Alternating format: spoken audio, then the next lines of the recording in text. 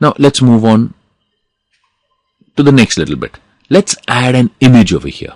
Okay, you've got your this thing. You've got your definition here. Suppose you want to add an image. You click on insert. You click on picture. Okay, and assuming you've stored your pictures already. Now before you prepare your presentation, you've got to plan what pictures you want. So you either draw them. For example, I've drawn all these diagrams and I've placed them in a folder called my diagram. So this is something that you need to prepare earlier and keep. Okay, and secondly, I've got a whole lot of downloaded pictures. Okay, so let's say I want I want some of these pictures. Let's say I want this particular, maybe a cactus. Okay, let me place that cactus over here. So you select that. There's your cactus. That's a picture. Again, you can click and drag it to wherever you want. Okay, now you can resize it. But again, a warning. Once you've placed a picture, don't make it bigger. Make it smaller if required. But if you make it bigger, while viewing it, it'll appear very distorted. That's number one with images. Second thing with images is never resize it.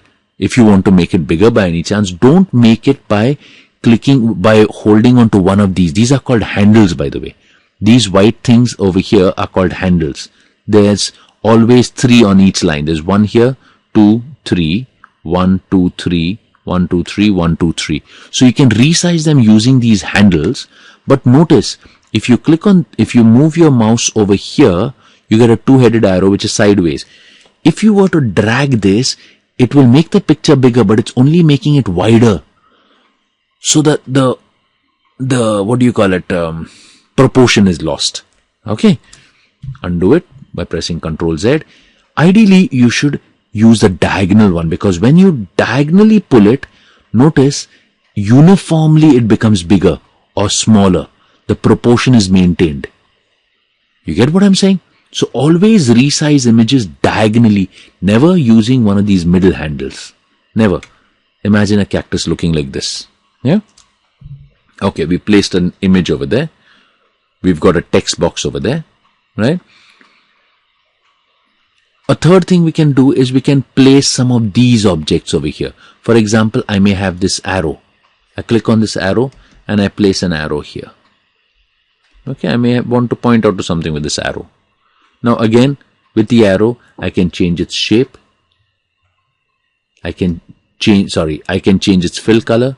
I can change its outline color. Diagonally, I can make it bigger, or I can click on this and make it thinner, longer. I can do all of this. Okay.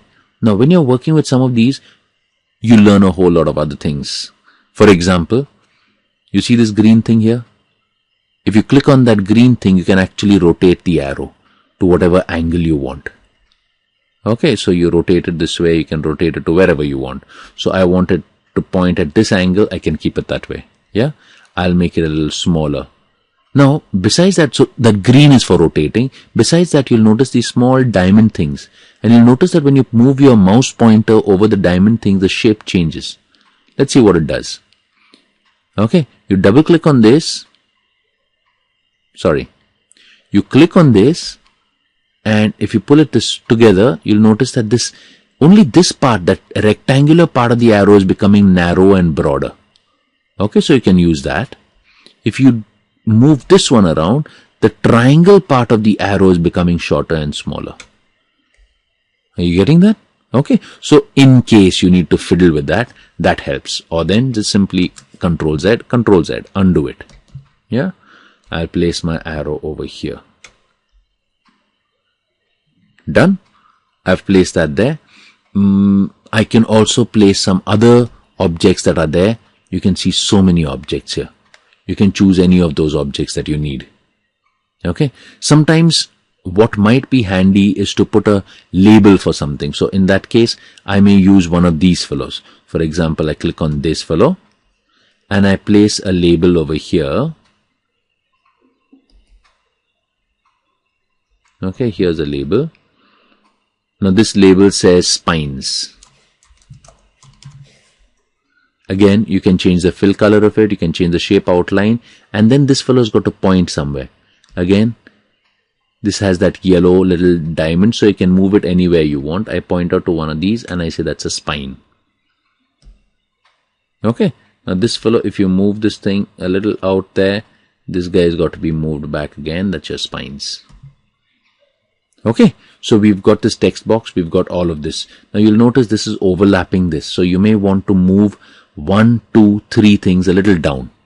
Okay, the way to do that is, if you click, you'll have to move one at a time. To select all of them, you hold shift and you click on each individual one. I'm holding shift key down, click, click, click. Notice all 3 have been selected. Now release the shift and then click on one of them and drag it to wherever you want. So let's say I placed it here and release. Now all 3 of them have been moved together.